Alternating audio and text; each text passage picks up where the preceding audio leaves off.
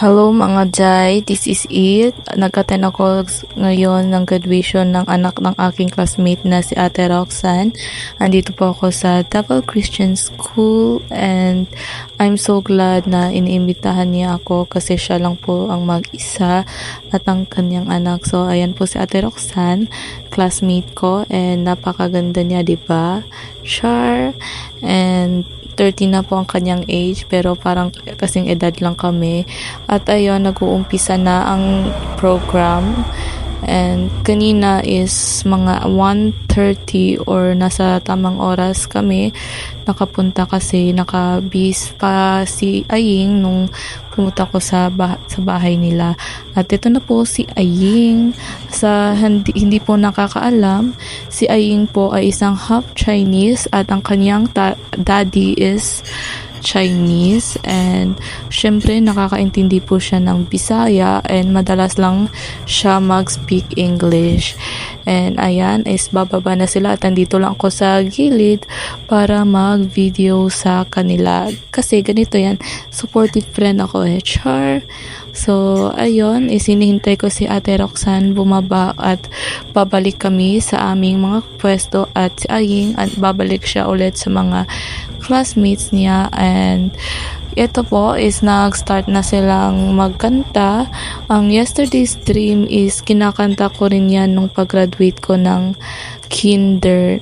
Sa tuwing pinapakinggan ko or naririnig ko yan mga day, naalala ko yung childhood ko. Yan yung kinakanta namin nung kinder pa ako.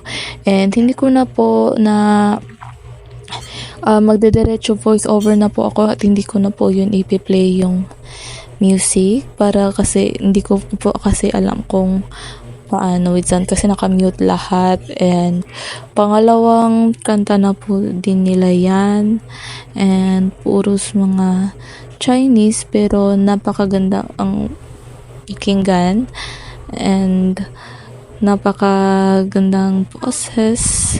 So, ayun, is tapos na yung program at si Aying super enjoy kasi magre-grade 1 na daw siya sa susunod. So, ayun, is habang nagvi-video ako is mag-picture din sila at pati din si Ate Roxanne magpipicture silang dalawa and mukhang tuwang-tuwa ang batang ito at nakabaliktad ang kanyang certificate habang ako nagsabi at Ying, baliktad yung certificate mo. So ayun, lumabas na kami dun sa auditorium at yun ang school nila. Napakaganda ng venue ng school and kasi ngayon lang kasi ako nakapunta dyan and nagdi-distribute sila ng card ni Aying at most of all napakataas talaga ng grades ni Aying. Super matalino tong batang to and napakaganda at napaka-cute niya. Super favorite ko to si Aying at naglalakad na kami dahil excited na kasi si Aying na makapag-McDo. So ayun mga Jai, is pupunta na kami sa mall para kumain. Excited na excited talaga si Aying kasi gutom na siya. At ako rin, gutom na rin. Char. At ito yung bao-bao na sinasakyan namin. So andito na kami sa loob ng mall at dinadala pa rin ni Aying ang kanyang balon.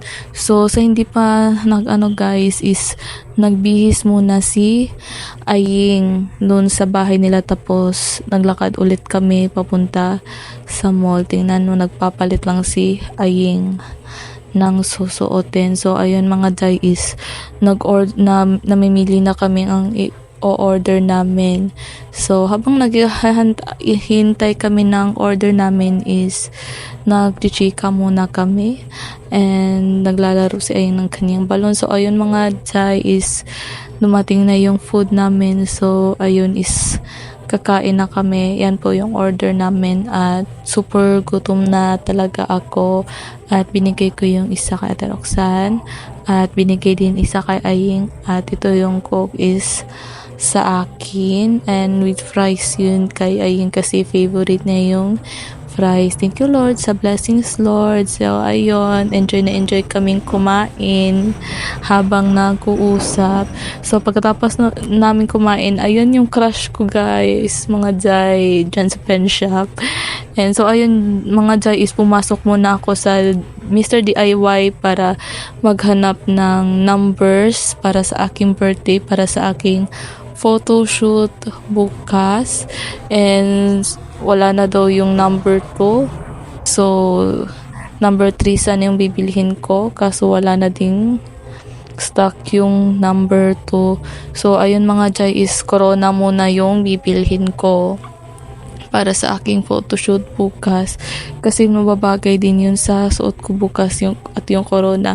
So ayun mga Jai is nakalabas na kami at dun kami sa may sinihan dumaan at nagpasyal-pasyal muna para hindi maboboard si Aying, at enjoy na enjoy talaga si Aying super. And ayun is naghahanap kami ng mga mapapahingaan. And pasensya na guys na yung pag-voice over ko kasi medyo paus ako kasi Pentecost Sunday nung last Sunday. So ayun is gusto bumili ni Aying ng mga stuffed toys at yung mga dolls na gusto niya, at ang ganda ng mga accessories nila mga Jai. Gustong gusto ko yan at pwede din pang DIY para sa aking birthday. So ayun is dumaan muna kami sa pet shop dahil gusto namin tingnan yung mga animals na naka-display. At itong hamster, hamster to is napakamura lang, nasa 100 plus.